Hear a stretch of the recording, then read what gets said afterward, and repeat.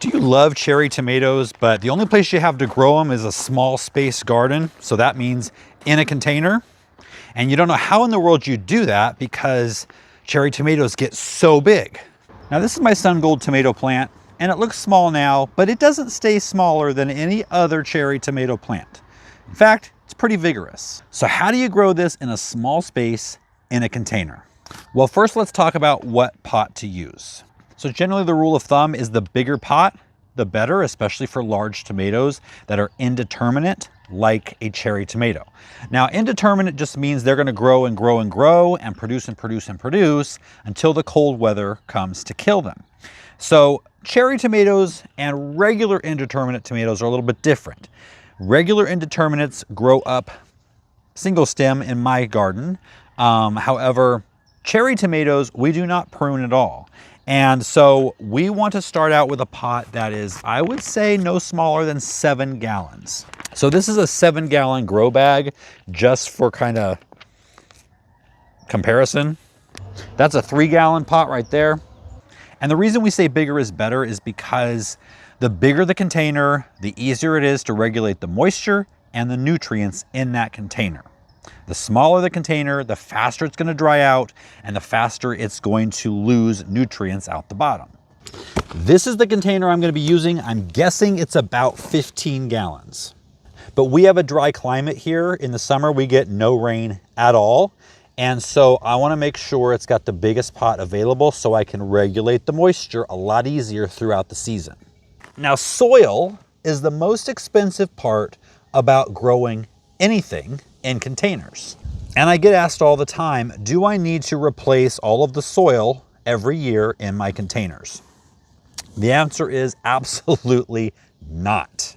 You can see in this pot, it's probably 2/3 full of soil. I didn't really have much of anything growing in it last year, but that doesn't mean that we have to get rid of all this soil. And look, there's plenty of life in it. There's a worm. We just need to refresh it. Now, like I said, this is 2/3 full already. If it was about full to the top, you'd want to take about 1/3 of the soil out, throw it out in the garden. It's still going to be beneficial out there. And then you're going to take some new soil and fill it up a little at a time. And while you fill it, go ahead and mix it in to the soil that's already in there. Now, since we're setting this up in a new spot, I need to get drip irrigation to this pot. All right, well, this pot's done with me. I just cracked it. So we're starting over with this pot. So I'm just transferring the soil into this new pot. I'm going to fill it up to within about 2 inches of the top. All right, so in refreshing the soil, we got to add some nutrients back in. There are some nutrients in the new potting mix, but not enough. So I'm going to start off with granular organic fertilizer. I've got some Neptune's Harvest crab and lobster shell, basically the ground up shells of crabs and lobsters, and some kelp meal, basically dried ground up kelp. Organic fertilizer is very straightforward. So I'm going to mix that in to the top few inches. Now, you might look at the numbers on these bags. This is a 530. This is a 102, and think, well, Miracle Grow's got way more than that. And it's true, Miracle Grow does. But Miracle Grow or something like that that's not organic can push way too many nutrients into your plant and cause them to grow very fast and not have the stability to hold up the growth that it created. And so it becomes floppy, and ultimately it becomes a magnet for pests because they're not slow and sturdy, they're fast and furious, and pests love that. Also, what these lack for in these 3 numbers, which is nitrogen, phosphorus, potassium, they make up for in tons of micronutrients and enzymes that things like Miracle Grow just doesn't have. And that's what your plants really want and need. Now, I've always said, and it's true, tomatoes grow roots all along their stem. And so I used to recommend that you plant them deep because that would give you more roots along the stem underneath the soil. I still recommend that in a seedling like this in the cup. You can fill the cup as it grows. I have a whole video on growing tomatoes from seed. I'll link below. However, I did some experimenting last year, and I planted some deep, I planted some normal, I planted some on their side, and there wasn't that big of a difference between all three of them in terms of the plant and what it produced. And I've also seen some other experiments on YouTube that had the same outcomes. So if you want to plant it deep, plant it deep. I'm not going to worry about it anymore. It's just one extra step and more digging. All right, so nice root system. Just going to plant it in here. In the center, of course. Now there's a couple more things that I used to do that I'm not going to do anymore. And that was adding a couple of additional nutrients right at planting time. The first one was calcium. I used to add gypsum to the soil here in the pot to make sure they had enough calcium. Because if you've ever seen your tomatoes look like this, where they look brown and rotten at the bottom, that's blossom end rot. And that's caused by a lack of calcium in the fruit or in the plant, not necessarily a lack of calcium in the soil. And you're going to get blossom end rot more often in container grown tomatoes than in ground tomatoes. In the ground, tomatoes can put their roots out further if they need more moisture, more nutrients, but in a pot, they're confined to this pot. And so for watering, if you are not consistent with your watering, tomatoes aren't going to be able to bring the calcium from the soil, because I'm almost positive there's plenty of calcium in this soil for this tomato plant. But if it doesn't have consistent moisture, it's not going to be able to consistently bring calcium in. And when there's a slowdown of calcium, that's when you get blossom end rot.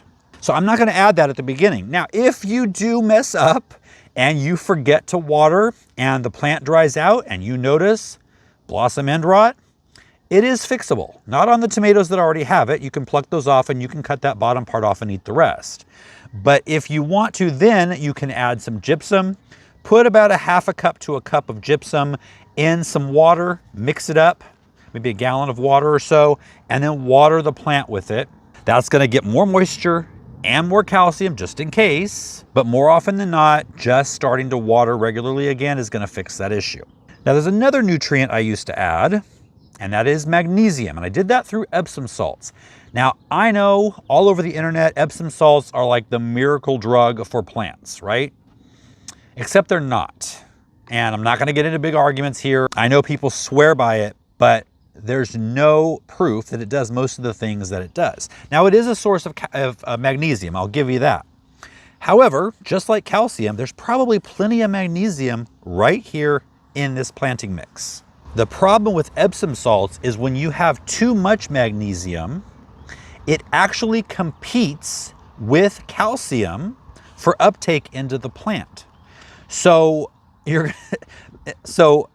magnesium or Epsom salts could actually end up being part of the cause of blossom end rot. So I don't worry about it unless you see the plant leaves starting to turn purple and just look completely weird, maybe yellowing purple. That is a lack of magnesium. And at that point, you can take a quarter cup of Epsom salts, sprinkle it around the top, and water it in, because then you know it needs magnesium, and magnesium is what Epsom salt is. So those two things we're not going to worry about from the beginning.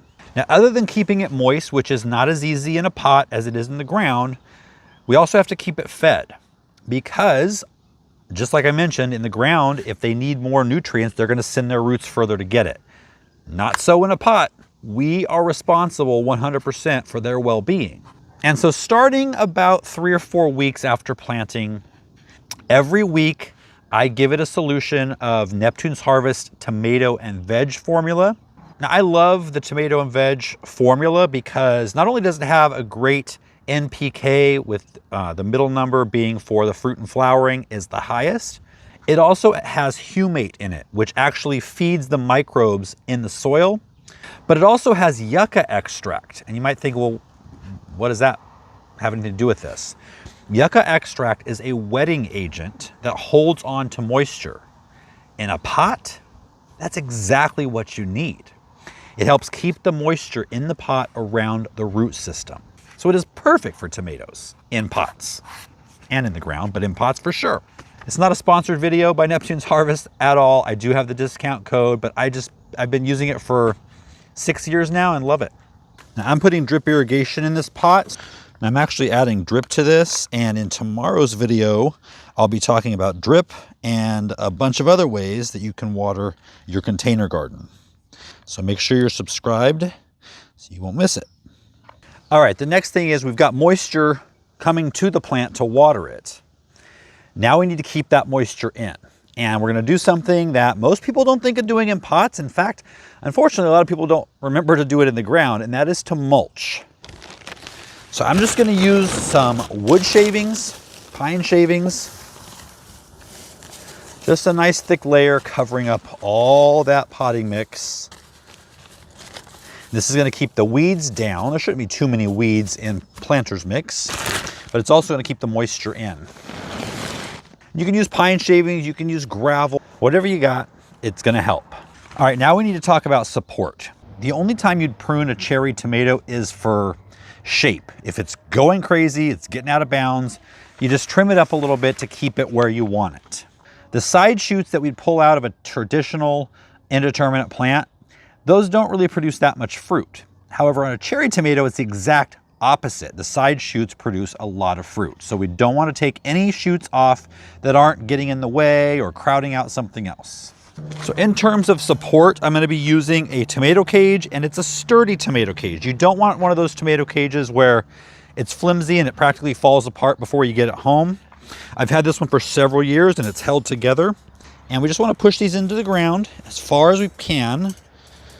Prefer to get this first ring about 8 to 10 inches off of the soil surface. This is going to give your tomato something to grow on and grow through and give it some support. So I'm going to let it fill this whole thing up. If it gets out here and it's crowding my other pots, then I'm going to start trimming it a little bit, but that's it. Okay, wait, no, that's not it. You also want to do some pruning at the bottom of the plant. If the leaves start getting yellow or brown or look like they're starting to get some spots on them, just take those off. The older leaves toward the bottom that start getting discolored and things, those are the weakest, and those are the ones that pests and disease will attack first. So keep them off the plant. Now for pest control, I wrote the book on companion planting. Tomatoes have a lot of companions that they love. Find out the best one for you by going to plantingcalculator.com, look at tomatoes, and it's going to show you what are the best companion plants for tomatoes, and everything's based on your zip code. Again, if you haven't started your tomato seeds, here's a video right here. Foolproof way to get them started and grown fast so you can get this season going. I'll see you guys next time.